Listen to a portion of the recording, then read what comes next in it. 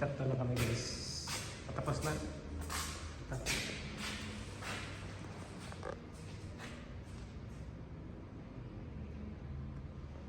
Yan, tinipurali mo na yung lolo. Kasi kailan mapasok lahat ng bubong. Ay, bubong pala.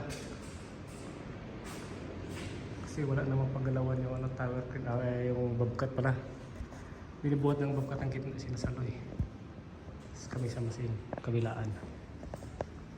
12 meter ang lapad.